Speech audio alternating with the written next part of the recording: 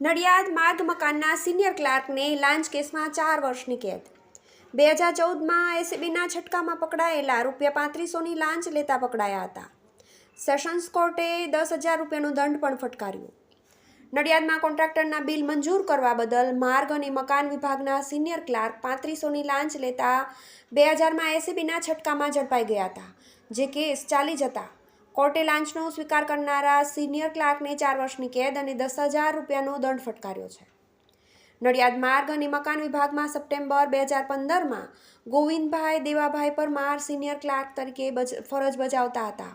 2014માં માર્ગ અને મકાન વિભાગ દ્વારા નડિયાદ શહેરના જલારામ એવન્યુ સોસાયટી ખાતે સીસી રોડનું ટેન્ડર બહાર પાડ્યું હતું, જે ટેન્ડર બીટી પટેલ કન્સ્ટ્રક્શન કંપનીના બ્રિજેશ પટેલને મળ્યું હતું।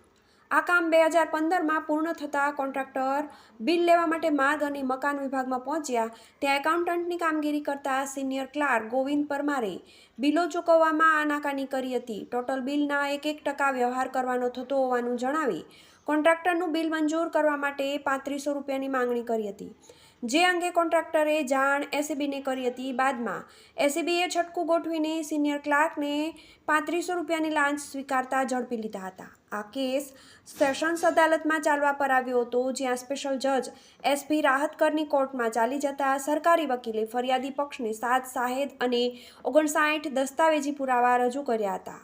આ કેસમાં કોર્ટે આરોપી સિનિયર ક્લાર્ક ગોવિંદ પરમારને દોષી ઠેરવી 4 વર્ષની કેદ અને 10,000નો દંડ ફટકાર્યો છે। TV18 news Nadiad.